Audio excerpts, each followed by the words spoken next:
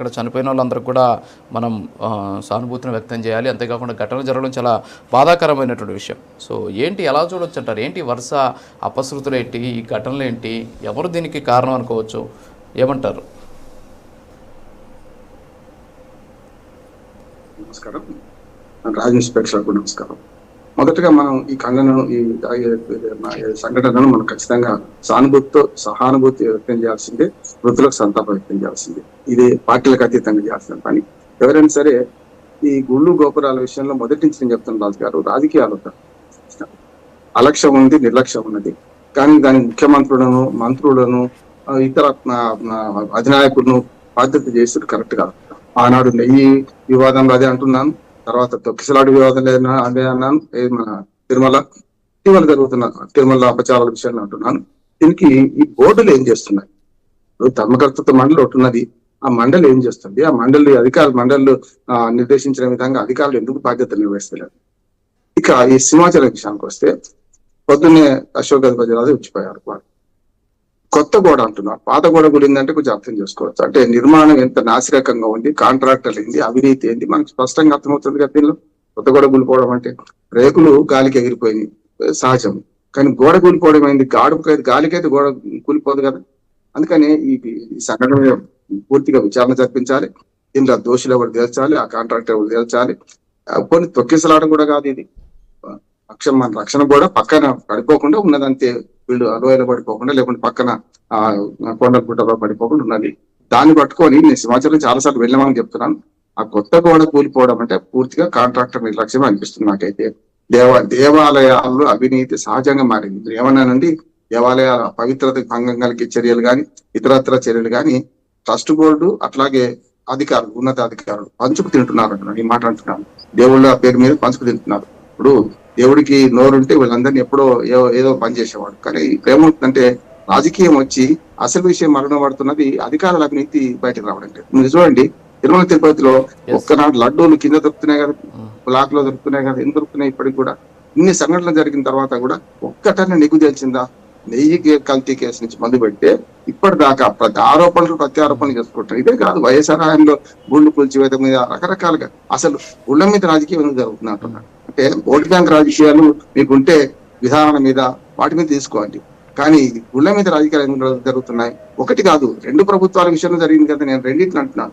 అంతకుముందు 5 ఏళ్ళ పరిస్థితి, ఇప్పుడు మళ్ళీ 10 నెలల పరిస్థితి కూడా చూస్తున్నాం కదా రాజు గారు. అందుకని మనం స్పష్టంగా చెప్తున్నాం, దీన్ని దయచేసి ఇప్పుడు ఈ మృతుల మీద, శవాల మీద పేలాలు ఎరుకోకండి.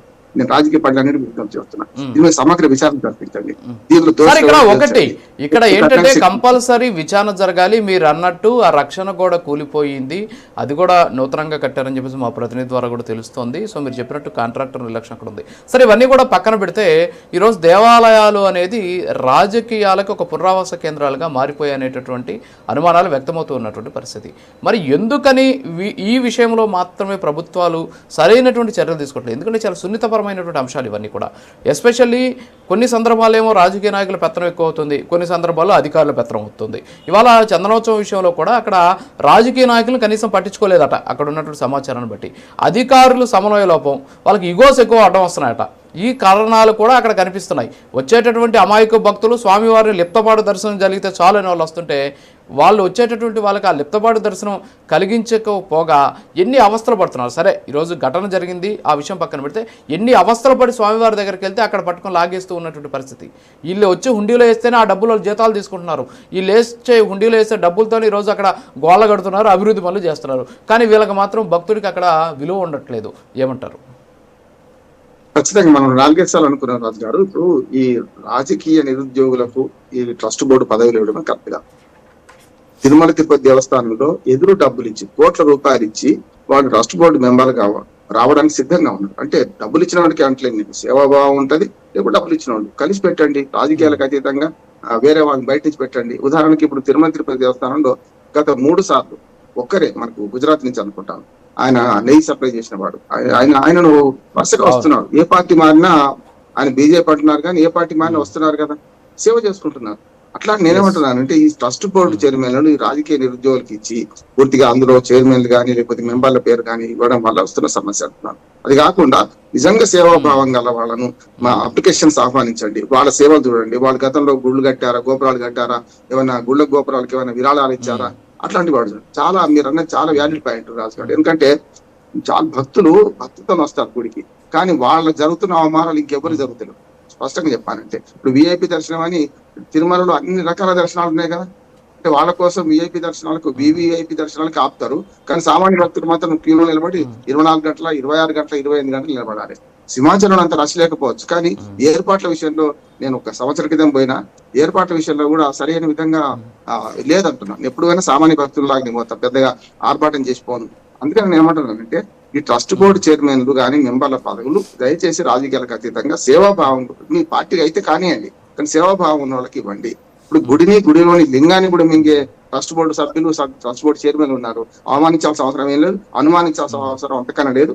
వాళ్ళు చాలా మంది అట్టున్నారు. సేవాభావం ఉన్న ఉండొచ్చు 10%, 20% మనం చెప్పలేము, కానీ ఎక్కువ మంది దీని మీద ఇది ఒక ఆదాయ వనరుగా భావిస్తున్నారు, ఈ రాజకీయ పదవిగా భావిస్తున్నారు. మార్కెట్ కమిటీ చైర్మన్ ఎట్లనో, లేకుంటే అసైన్మెంట్ కమిటీ చైర్మన్ ఎట్లనో, మన ఆహార కమిటీ సలహా కమిటీ చైర్మన్ ఎట్లా, అన్నిటికంటే ఆదాయ వనరు ఎక్కువ ఉన్నాయి గుళ్ళు గోపురాలు.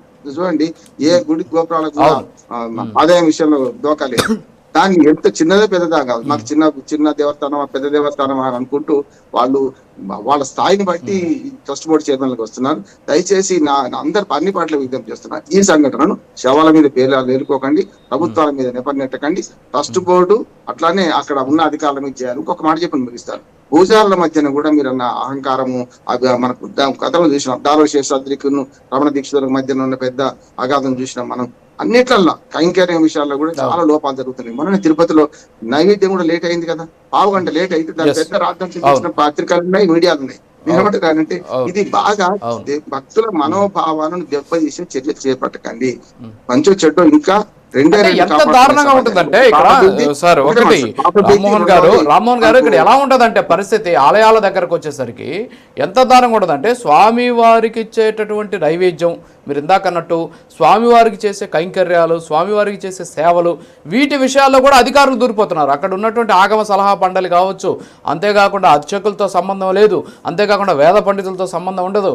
మీరు నేను చెప్పిన టైంకి మీరు పూజ చేయండి, అయ్యా ఇది శాసనం ఇలా ఉంది, ఈ టైంలో పూజ చేయాలంటే నేను చెప్పింది మీరు చేయండి, ఇదో ప్రసాదం నైవేద్యం ఇదో ఇంతే పెట్టాలా, ఇంతకుముందు ఇంత దిట్టం ఇంత ఇస్తున్నాం అంటే కాదు నేను చెప్పింది మీరు ఇవ్వండి అని చెప్పేసి అధికారులే పూజారుల అవతారం కూడా ఎత్తేస్తున్న పరిస్థితి చూస్తున్నాం మనం గతంలో. దీని మీద ఒక 1 minute ప్లీజ్. ఖచ్చితంగా నేను అదే అంటున్నాను. ఇప్పుడు హాతిరాము మఠం నిర్మాణం వాటి విషయంలో కూడా పెద్ద గొడవ అయింది. అందుకని నిర్మాణ విషయంలో దేని మీద అయినా సరే ఆగమ శాస్త్రం ఏం చెప్తుంది ఆ ప్రకారం చేయాలి. ఒక్కొక్క గుడికి ఒక్కొక్క రకంగా నిబంధనలు ఉంటాయి. ఒక మాట చెప్తున్నాను నేను, ప్రజలు ఇవాళ సుఖశాంతులతో ఉంటున్నారంటే రెండు ఆపుతున్నాయి. ఒకటి సమాజ భీతి, రెండోది పాప భీతి. దేవుడు నమ్మని వాడికి సమాజ భీతి ఉంటుంది, దేవుడు నమ్మని వాడికి పాప భీతి ఉంటుంది. అందుకని 199 మంది మంచి వాళ్ళే ఉన్నారు, ఒక్కడి చెడ్డవాడు ఉంటాడు. ఆ చెడ్డవాడితోనే మొత్తం అంత సమాజానికి అంటగట్ట అవసరం లేదు. దీన్ని దయచేసి రాజకీయాలకు అతీతంగానే దీన్ని మన విచారణ చేయాలి. ఇప్పుడు పరస్పరం ఆరోపించుకొని మన ప్రజల మన భక్తుల మనోభావాలను దెబ్బతీయొద్దని అన్ని రాజకీయ పార్టీ విజ్ఞప్తి చేస్తున్నాను.